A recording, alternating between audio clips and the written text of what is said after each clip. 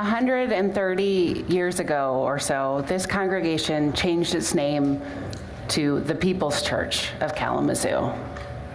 That was an aspiration and a promise. An aspiration to be a church that is by the people, of the people, for the people who are here, but also for our broader community. And in those 130 years, that has looked like starting Kalamazoo's first kindergarten. That has looked like having an evening rest for women who worked in the mills to be able to socialize in socially acceptable ways. That has looked like being the place that hosted a literary society for Black people in Kalamazoo. That has looked like showing up again and again and again. And in this moment, we are finding new and different ways to show up for our community, but ways that are continuing this tradition of noticing who needs care and support, who needs inspiration and love, and doing the work of love that none of us can accomplish alone. So come, let us gather. Come, let us worship together.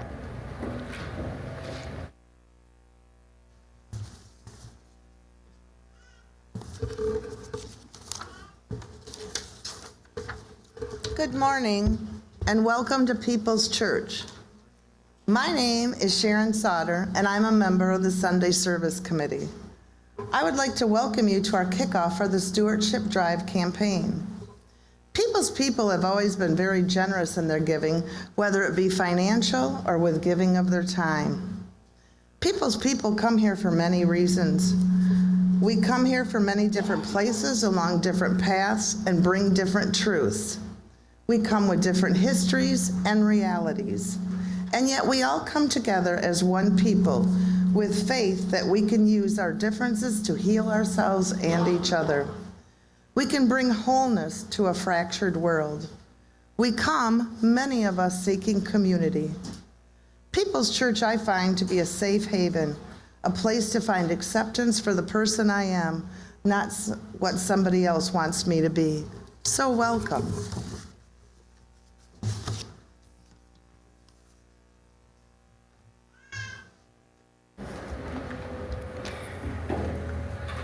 As we begin, a couple of announcements. If you're coming in to this room and looking for seats, there are some seats, especially in the front on this side. There's always seats available in the first row. That's just how this works, isn't it? Today is specialty classes for our 2nd through 6th graders. They'll be gathering in room 9, our Buddha room, after we sing children out, and our kindergarten and 1st graders are going to continue with their Our Whole Lives sexuality education class, and our middle and high schoolers are continuing with their study of world religions. After church today, we're having a potluck. If you're in the room here, you probably saw the table as you walked in. So I invite you, when the service ends, to get your meal, and you'll have a chance to pick up your pledge materials, and then come back into this room. And once the potluck line clears, which is usually around 30 minutes, but it really varies, and I'm terrible at estimating this, we'll have a short stewardship presentation, which will also be broadcast on Zoom. So if you're with us on Zoom, you just keep the sound on and don't wander that far away, and you'll get to hear it. Or we'll record it and have it for later watching. And then once we've eaten and learned, we will be smashing things in the back parking lot. So if you need to release some rage or destructive impulses in this moment in healthy ways, I invite you to join us in the back parking lot. We have a bunch of things donated by church members that are either past their useful life or not needed anymore. And some of those items that are smashed will be turned into mosaic afterwards, but come, that's for everyone. And looking ahead, next Sunday, we will have our monthly Room for Rest. So that's a time beginning at 10 a.m. before the service to just be still still. There's childcare, there's tea. If you need that sort of oasis in your life, please come for that. And now, let us sing.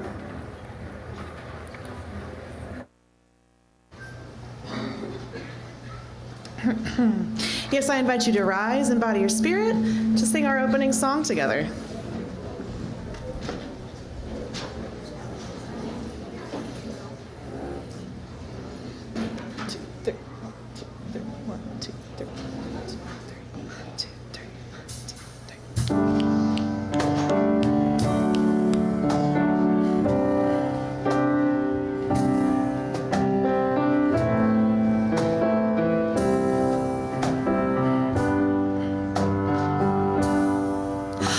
It's hard to believe in the sun in the dark of the night. And it's hard to believe in the stars in the bright morning light. Well, we all need a place we can go to learn what is real, to ponder the depths of the soul where truth is revealed. This is our place. This is our home. Working and seeking, we're never alone. In this mortar and stone, these windows and walls, love's earthly home, heeding the call. It's bread for the journey, oil for the flame, for people of love, people of hope, people of change. It's hard to believe there is peace when war rages on. And it's hard to believe there is love in hate's raging throng. But for every brave soldier, a peacemaker takes her own stand. And for every soul long turned away, there waits a new hand. Oh, let it be you. Let it be me. Here in love's dwelling, we learn to believe. In this mortar and stone, these windows and walls, love's earthly home, heeding the call. It's bread for the journey, oil for the flame, for people of love, people of hope, people of change. When a place is what welcomes you in, you build it, you change it, so the promise of love can begin here in this room. Oh, here in these halls, hearts open wide, welcoming all. In this mortar and stone, these windows and walls, love's earthly home, heeding the call. It's bread for the journey, oil for the flame, for people of love, people of hope, people of change. We're people of love, people of hope, people of change. We're living out love, living out hope, living out change. And sing out for love, sing out for hope, sing out for change. Now I believe in the sun in the dark of the night.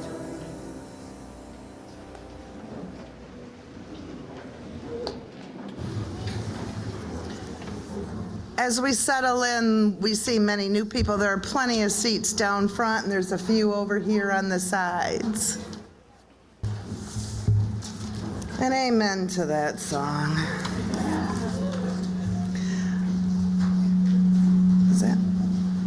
Could we have LJ to please come up and light the chalice? LG, sorry, I said it. I even have LG. I'm sorry, LG. If you are joining us on Zoom and lighting a chalice, please put your location in the chat box. We cultivate a spirit of gratitude and hope. We covenant to freely and compassionately share our faith, presence, and resources. Our generosity connects us to one another in relationships of interdependence and mutuality. Thank you, LG.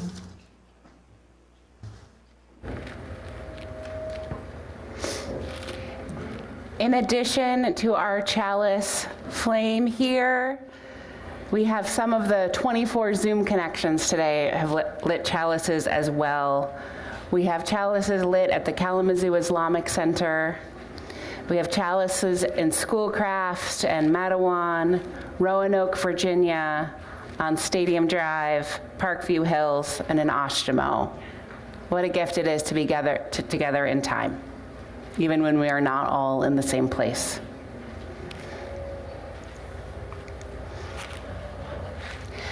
I'd now like to invite our children forward, and this should clear up some seats. I know by putting the tables in, we lost some of our seating this week.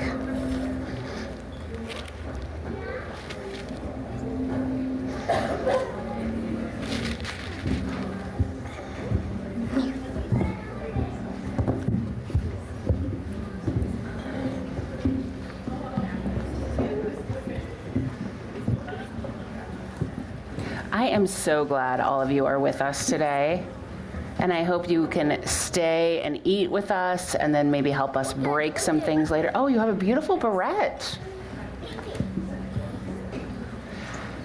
So I have Bartlett, our jet pig, with us today because we have this jet pig to help us remember what is important to us as Unitarian Universalists and here at People's Church.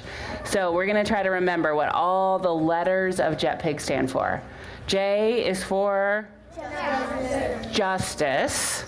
I know, generosity comes later. It's a tricky word.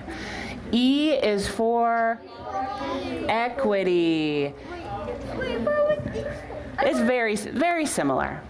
You're on the right track if you say equality. T is for transformation. That's about how we learn and grow our whole life long. The P is for pluralism. That's about how we are all different from each other, and that is a gift. What's the I for? Interdependence. That's about how we're all connected to each other, whether we like it or not. G is for generosity. And what is at the center of everything, powering it all? Love. So this is Bartlett, our jet pig. And I'm going to talk to the grown-ups about generosity today, but I'm hoping you can help me tell a story. So this is a story featuring our very own church treasurer, Farmer Tom. Yep.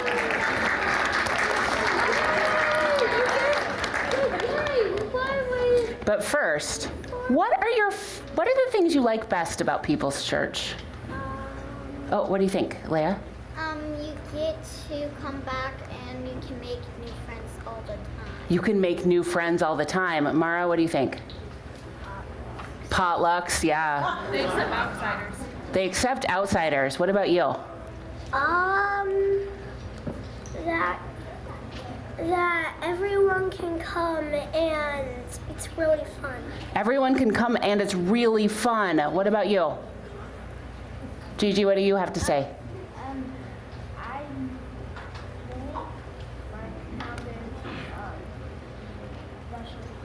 Specialty classes, yes. Grace? like going to little kids. You like the little kids? Yeah, the little kids are pretty great. May, what do you think? I like all the activities. All the activities. Hazel, what about you? Everyone is welcome. Everyone is welcome. What about you? That everybody gets to learn new things that they've never learned before. That everyone gets to learn new things that they've never learned before. What over here? Oh, okay. What's Food. the food? The food is good here. So all of those things happen because people here are generous. Because people here bring food to the potlucks, or give their time to specialty classes, or choose every time we come to be welcoming to new people. What is this?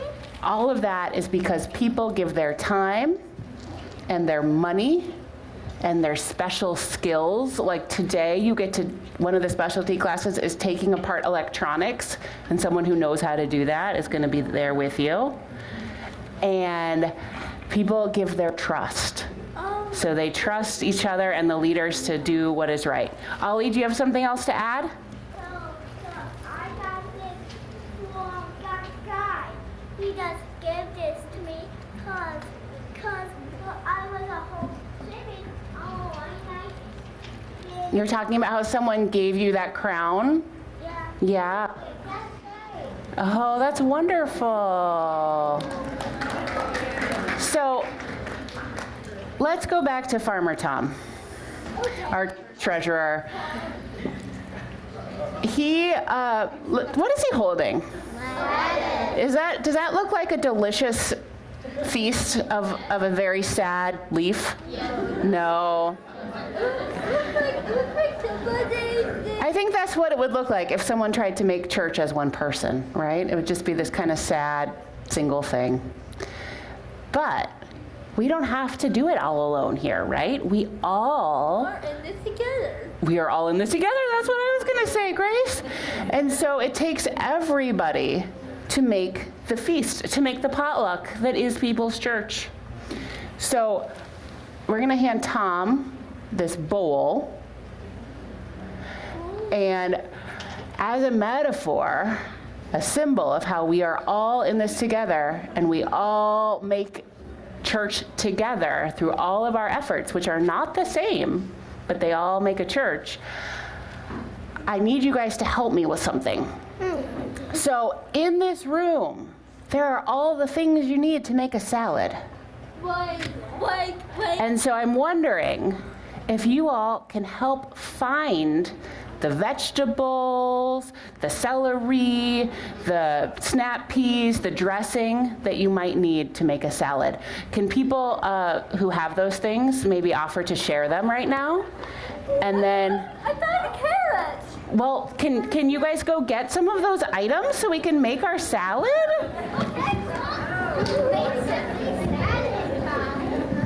You can wait here too if you want.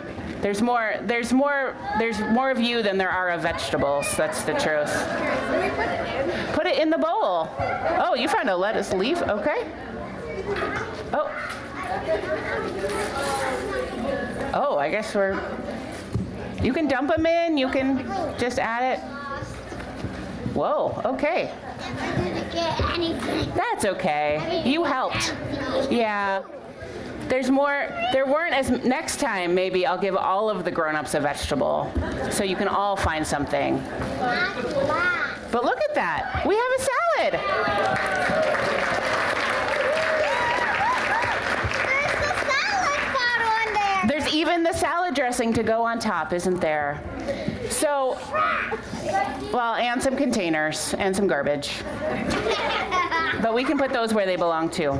So that's how it works here. And this is what I'm going to be talking to the grown-ups about, is how we all need to be generous to keep the church going so we can have something like a delicious salad to share together. And that salad will be at the potluck today if you want to try it.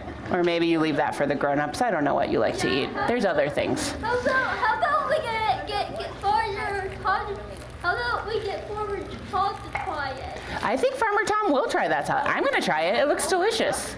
Well, I'm not a big fan of salad. You're not a big fan of salad? Well, conveniently, there are going to be other sorts of foods for you to eat at the potluck. I like at last. because I'm not the only one who likes salad. Yeah, but some people do like it, and that's good too.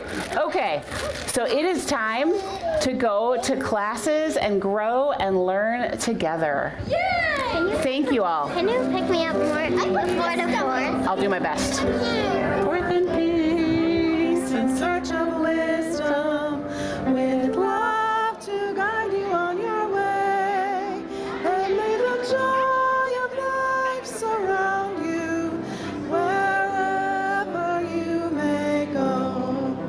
Go forth in peace, in search of wisdom, with love to guide you on your way. And may the joy of life surround you wherever you may go.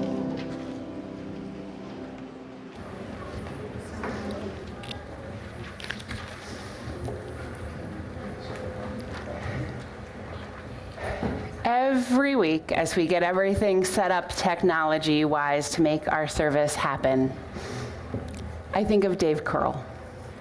So some of you are nodding. Dave Curl was a member of this church who died about 5 years ago. He was deeply devoted to this congregation, and a bit of a curmudgeon, but a lovable one. And he was devoted to the AV program. He taught AV things at Western as his profession.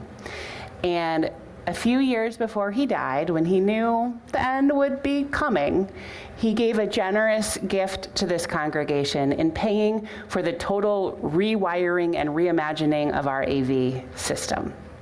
So this works because of him. And he gave that gift before he died because he wanted to make sure it was done right. He didn't want us to have to figure it out, which I appreciate, honestly. But he died in 2020 before we started doing things like live streaming to Zoom from this room. But his gift and his foresight had us prepared. We didn't have to figure out very much that was new because Dave had already given us the top of the line equipment. All we had to do was get cameras. And it was an incredible gift when so much was so impossible to have that taken care of. And he did not even know that that's what we were going to need. But his generosity prepared us for this moment. So every time folks log on via Zoom to be with us in time, I think of Dave, and I am grateful. So this is the moment when we take our offering, and I invite you to continue to be the generous people that you are, not knowing exactly how your generosity might serve us, but trusting that it will. The offering will now be received.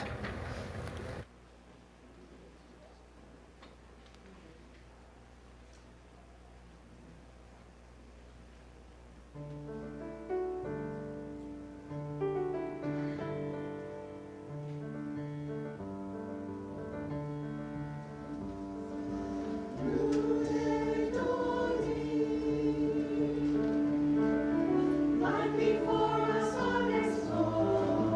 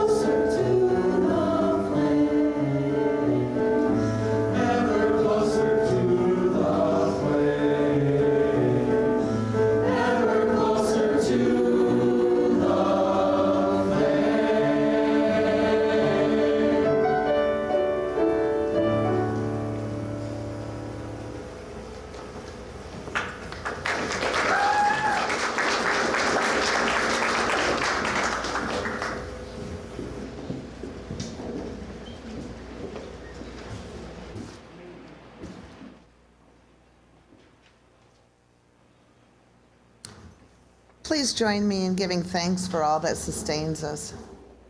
From the countless gifts we each have been given, gifts of life and love and sustenance, we bring these small portions to share in the works of love, which none of us can accomplish alone.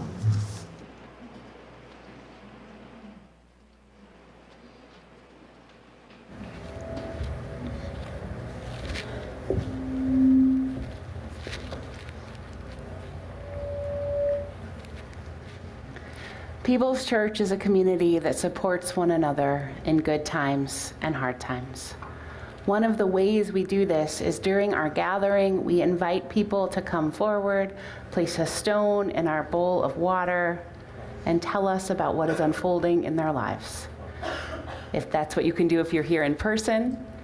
If you're with us on Zoom, I invite you to type your milestones into the chat box and I will read them aloud. And a further note for our Zoom people, we do not pause the recording during this time, but we do edit it out before the service is uploaded to YouTube. So there's some degree of confidentiality, as well as much confidentiality as you can have in a crowd this large. So I invite you to come forward if you wish, place a stone in our bowl of water, speak briefly, and share your name.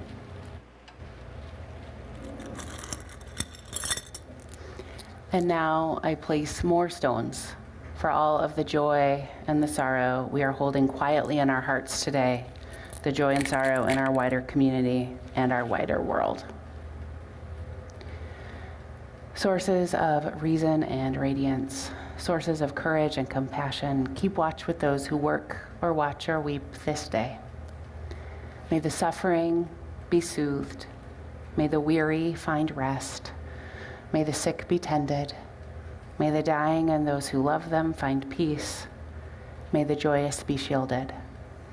And may all of us know we are wrapped in a love that surrounds us always, a web that connects us to all that exists.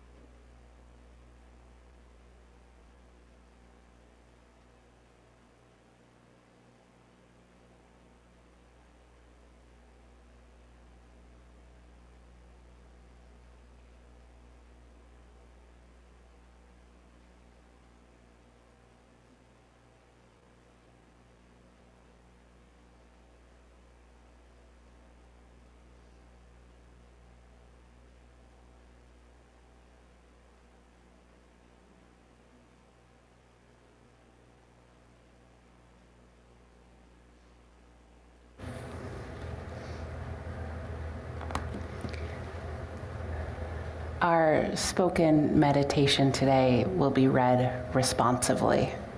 So I will read the first line and you all will respond.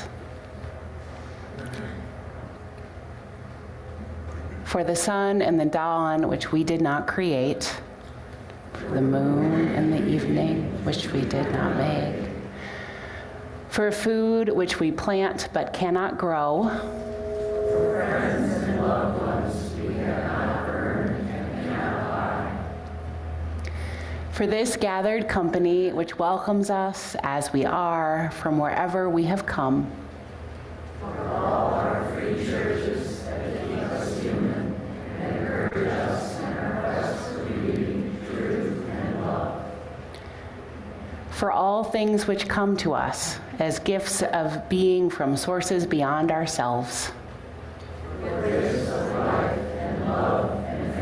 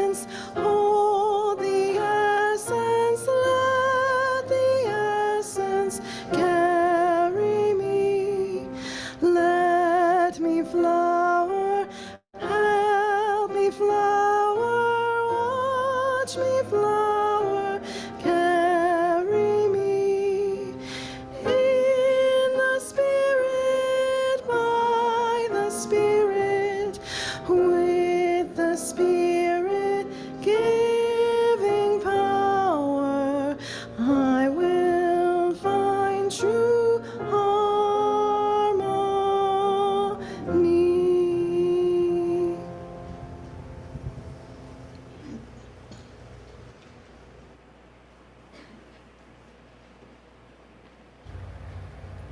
Our reading today is called Potluck by Lynn Unger. Sure, there are grand cathedrals that proclaim God's glory to the heavens, preachers who shout the word unto the faithful, gilded temples rich with incense and chanting. Who doesn't want to reach out and try to grasp the eternal?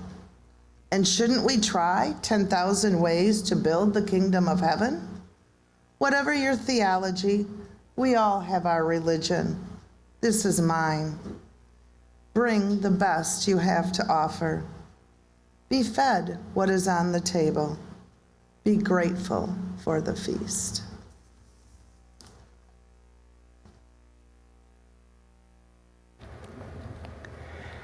Our second reading is from S. Bear Bergman, an author and activist, and this is a piece of a personal essay about going out to dinner with his husband and a friend.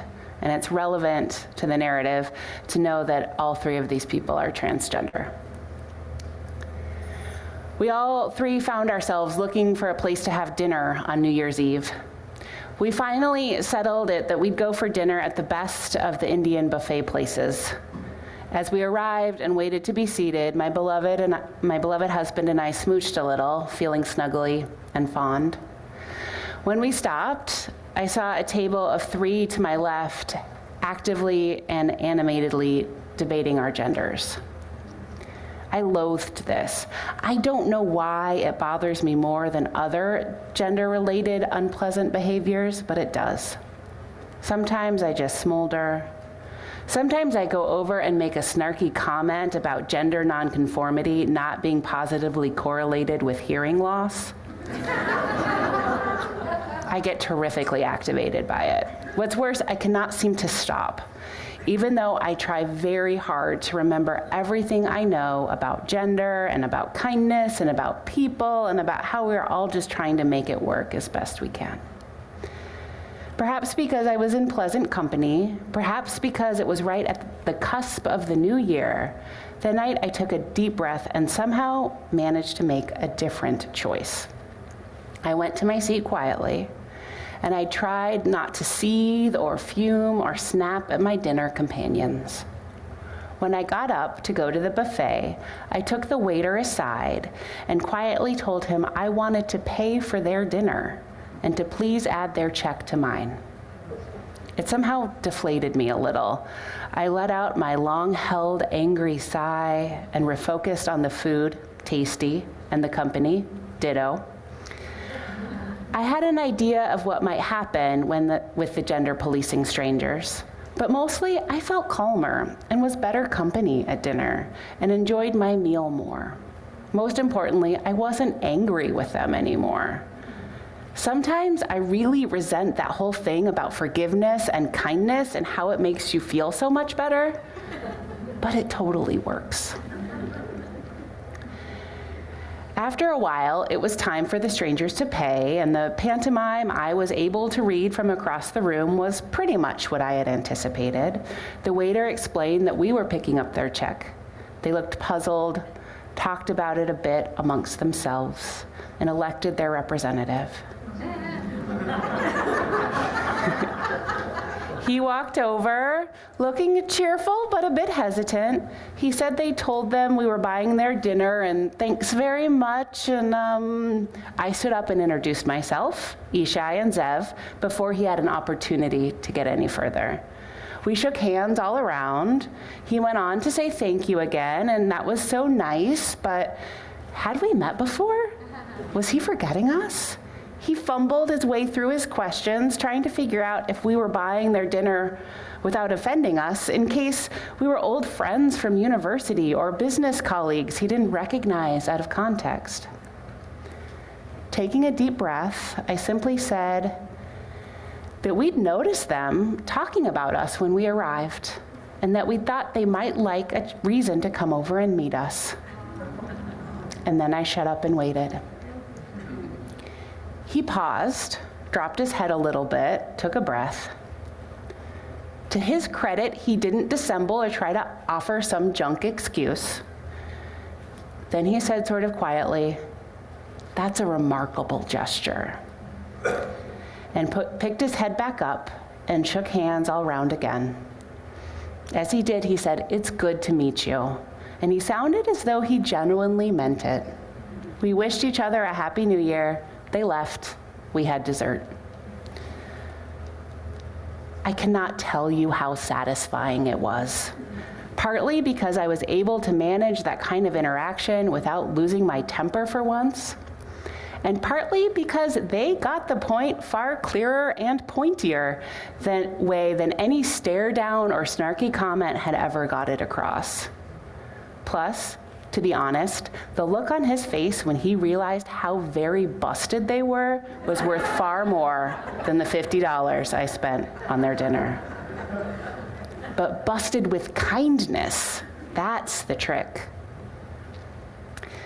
I wonder about how to apply the same lesson when I don't happen to have the spare cash to be buying dinners, or when the venue is different. I'm not sure. Even though it wasn't perfect, it was better than I had done before.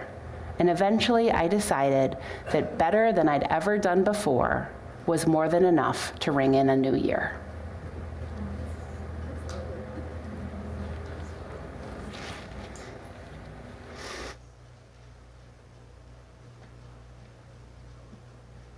That was delightful. I invite you to find a singing posture in your seat to sing together.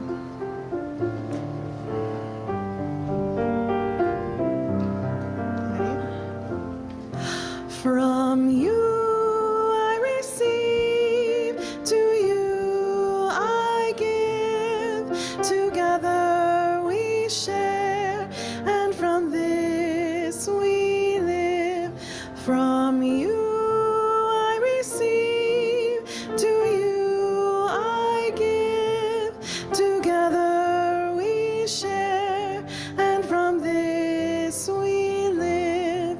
From you I receive, to you I give, together we share, and from this we, one last time, from you I receive, to you I give, together we share, and from this we live.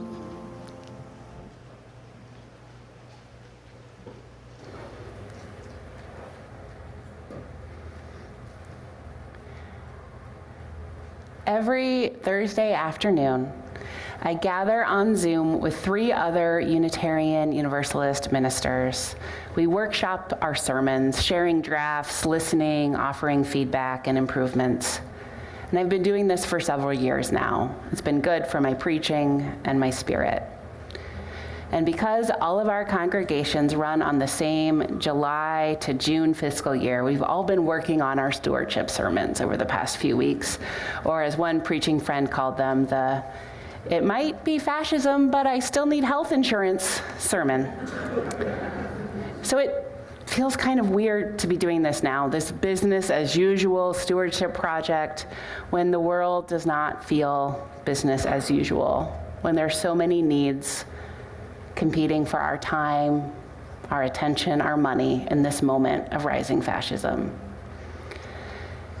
I know we can hold the tension, and I also know that we can resolve this tension by recognizing that our corner of Southwest Michigan needs the message and the ministries of People's Church now, perhaps more than ever. Because that is the truth. Since the inauguration, People's People have shown up to live our values in powerful and beautiful ways. We are coming together to ground the anxiety of the moment and move forward aligned with our values, perhaps by breaking things, perhaps in other ways. We are carrying on with our programs and ministries, relationships, and meaning making. We welcome new people every single Sunday who are searching for community and connection. We are leaders in a community effort to support newly arrived refugees who are cut off from federal funding and support. Our building and grounds have become refuge and safe harbor for us, but also for so many others who share our values of justice, equity, transformation, pluralism, interdependence, generosity, and love. We are hosting organizing meetings and trainings for an immigrant solidarity group and a chapter of Indivisible. We are inviting Indigenous young adults to tap our maple trees to produce syrup in traditional ways. In a few weeks, we'll be welcoming a Transgender Day of Visibility gathering in this room, where faith leaders from a variety of traditions will offer words of affirmation and blessing to trans, non-binary, gender non-conforming, gender expansive folks, and anyone else who needs blessing in this moment. And we had a dance party because we need joy too. It is beautiful to be part of an effort to make love real in the world, to do the works of love that none of us can accomplish alone, as we say in our offering dedication every week, because this is no time to go it alone. You've heard me say before that the way we make our values real in the world is by organizing people and organizing money. One of the most powerful ministries in our church recently has been how we have organized money. I've already mentioned our refugee support efforts, and we've gathered over $10,000 to this effort just from our church fundraising, in addition to foundation money and other community fundraising over the past 6 weeks or so. You've also given generously in support of the Minister's Discretionary Fund, which supports people in our church community, and our new Resistance and Resilience Fund that supports people beyond. Because of your generosity, I can tell People's People in times of struggle who are facing hostile government policy or job loss due to federal funding cuts, we've got you. We can help. Thank you. It matters so much. And after our partners at El Concilio and the Michigan Immigrant Rights Center asked us to have flexible money available to meet people's needs, we started our Resistance and Resilience Fund. As a religious organization in this moment, we are so much more flexible than so many of our other nonprofit partners who are dependent on federal grants or subcontracts or all sorts of other federal funding. We don't have to worry about funding cuts or stop work orders. We don't have to worry that our commitment to equity will cost us money, which is a very real concern among so many of our partners right now.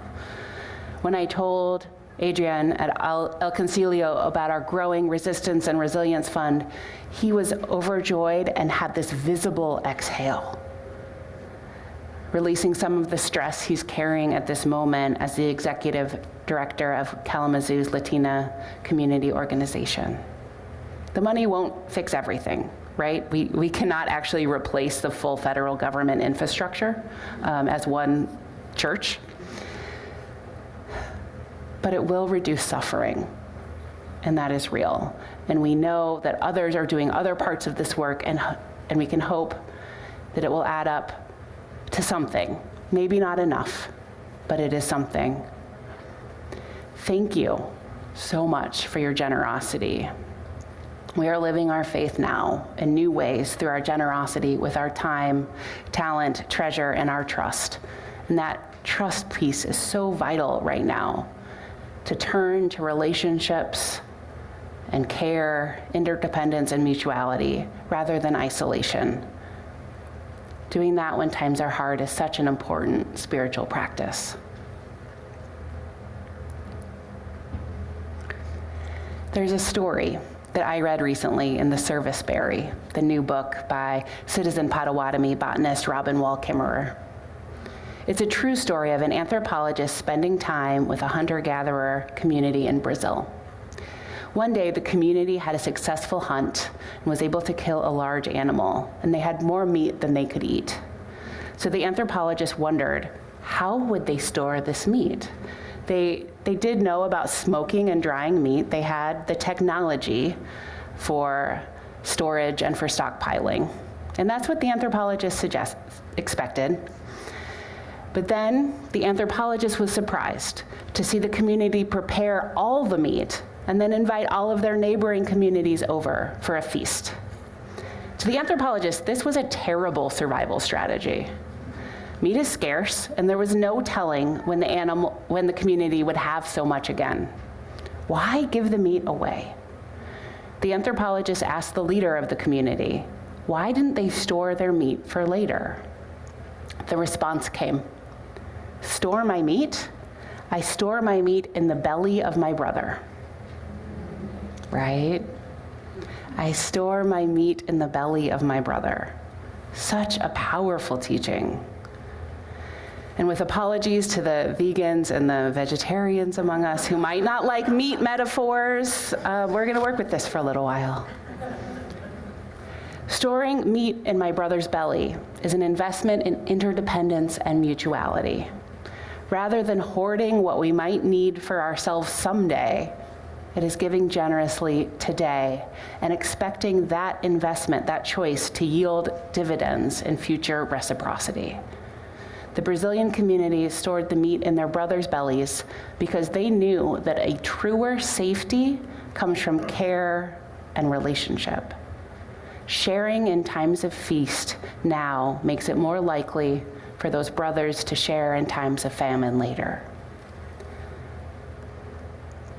So I'm not a prosperity gospel preacher telling you that giving money to the church will make you rich.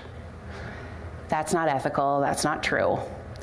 But I am inviting you to continue our practices of mutuality, generosity, care, and community, which creates a very different sort of prosperity, which is nonetheless true. When you have enough, share what is extra. Maybe you're able to store your meat in my health insurance, or the health insurance the church provides to all of our full-time staff, so we can be well and continue the work that we do here. Maybe you store your meat in our inspiring music, in the new piano or the bells, which are due to be serviced this summer to sound even better than they already do.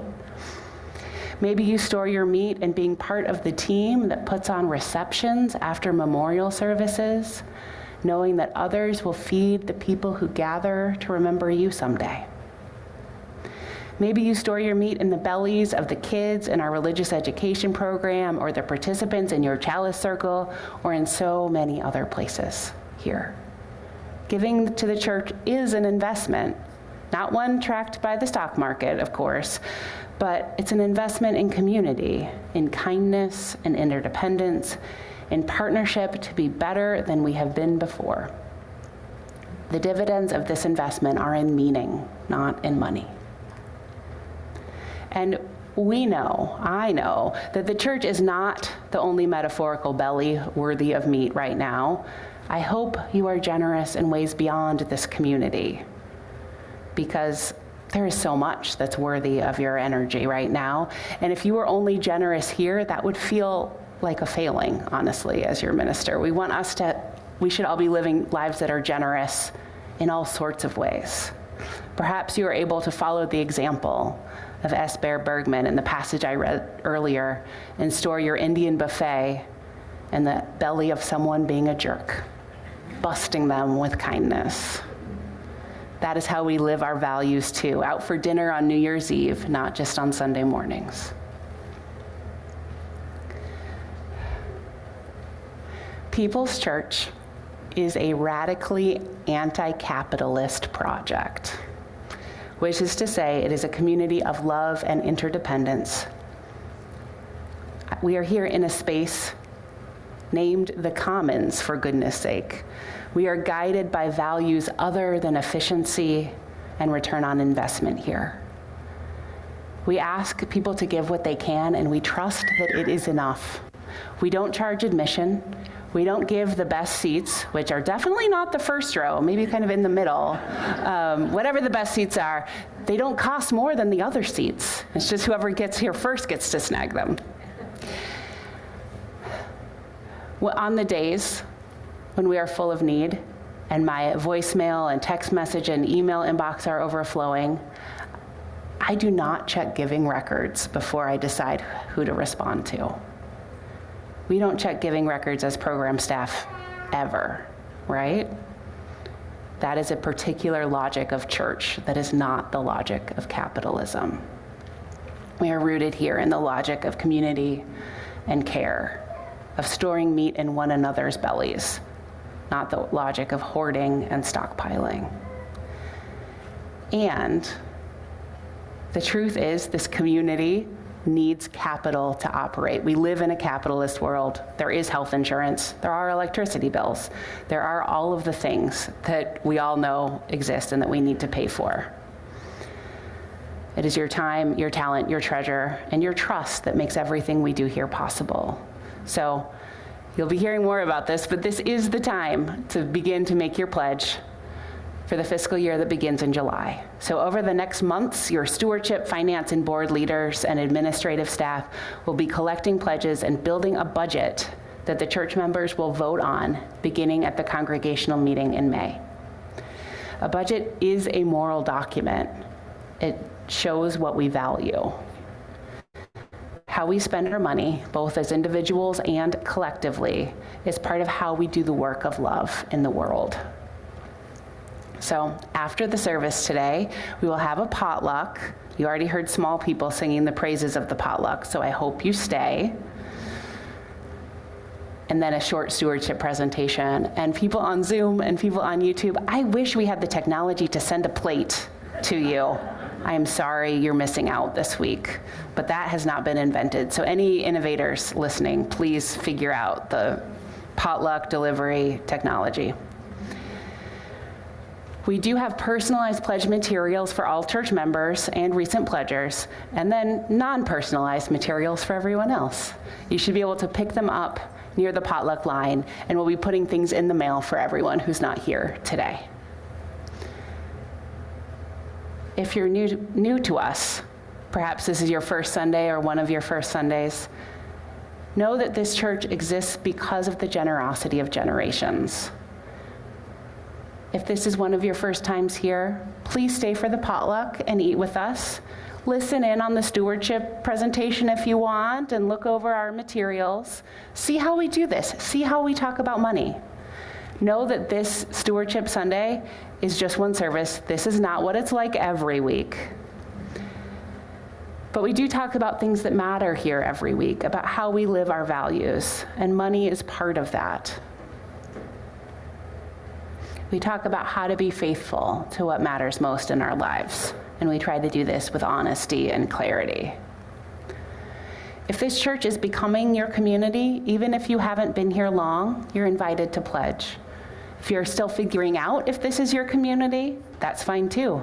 People make financial commitments and financial gifts to the church at every point in the year. We don't need you to complete a pledge form to give us money.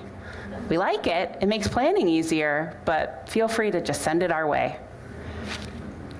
So those of you who've been here for a little while know, last year in our stewardship materials, I stood here and we had small group meetings, and we told you about some really big money challenges the church was facing.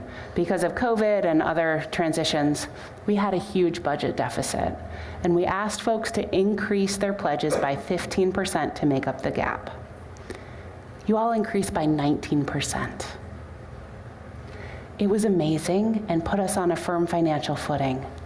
Thank you, thank you, thank you, thank you, thank you, thank you, thank you, thank you, thank you. So the big headline of today is, we are not in crisis. We are asking people to hold steady if they can, increase if they can. Costs have not gone down, right? We know this from the world. but we are not in crisis. So please keep up the good work. Thank you for all that you've done. So please complete the pledge form when you receive it and return it to us, or we have an online form that went out in the weekly email this week. We know life is especially overwhelming, or maybe the same level of overwhelming, and so we're asking people to turn pledges in as soon as you're able. You don't want us to nag you about it. We don't want to have to nag you about it. Let's just do this thing and get it done. So the question usually comes, what if your financial situation is uncertain? And especially after we heard about federal layoffs and job cuts in our Joys and Sorrows today, we know that that's people's reality right now. We know that not everyone knows what their financial life looks like in July or a year from now. One option is to just give as you can throughout the year without completing a pledge card. That's great. Tell us that's your plan so we don't have to harass you about it. Or you can complete a pledge form with your best estimate. If things change and you can't give at that level, or if things change and you can give more, that's fine. We expect that. Just let us know. A pledge is a promise, but it is not a legally binding promise. We do not send this to collections if your situation changes, right? And in our experience, when someone needs to reduce their pledge, there seems to be someone else that's able to increase, and it balances out in a magical math of church. How much should you give? Our current range of pledges is from $1 per month to almost $2,000 per month. So you can find yourself in that range, or if you want to expand the range on the high end and see how many zeros can fit on the pledge form, I invite you to do that. That would be great. In the packet of materials we have for you that you'll pick up or receive in the mail in a minute, we have some guidance based on financial situations, but you know your life best. So what I usually ask is that you give enough that it feels significant, but not so much that you feel resentful. And that's a different sweet spot for everybody. So our new statement of values in the Unitarian Universalist Association bylaws calls us to live generously. We cultivate a spirit of gratitude and hope. We covenant to freely and compassionately share our faith, presence, and resources. Our generosity connects us to one another in relationships of interdependence and mutuality. May it be so. May we make it so. Amen.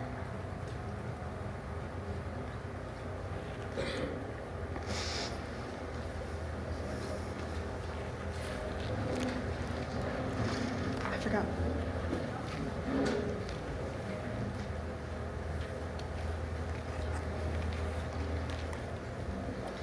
All right, I invite you to rise and bow to your spirit one final time to sing our closing song today.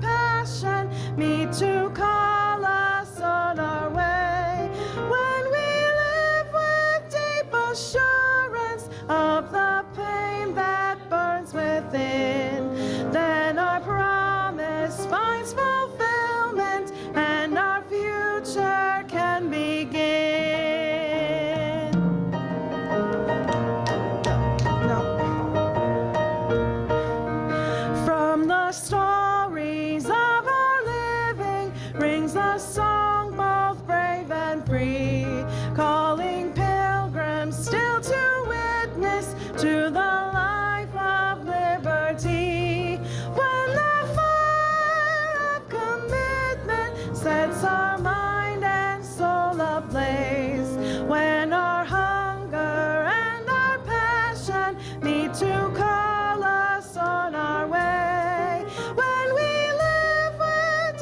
assurance of the flame that burns within. Then our promise finds fulfillment and our future can begin. 1, 2, 3.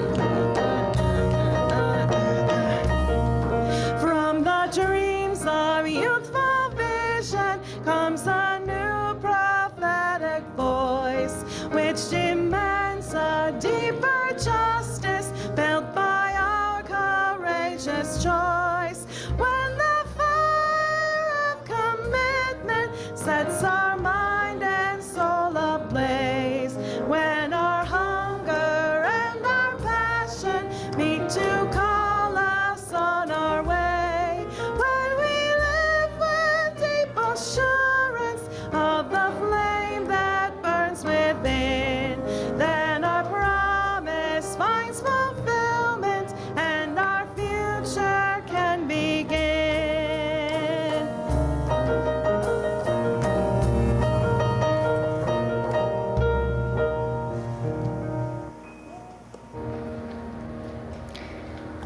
In the words of Lynn Unger, whatever your theology, we all have our religion. This is mine. Bring the best you have to offer. Be fed by what is on the table. Be grateful for the feast. Let us go in peace and go in love.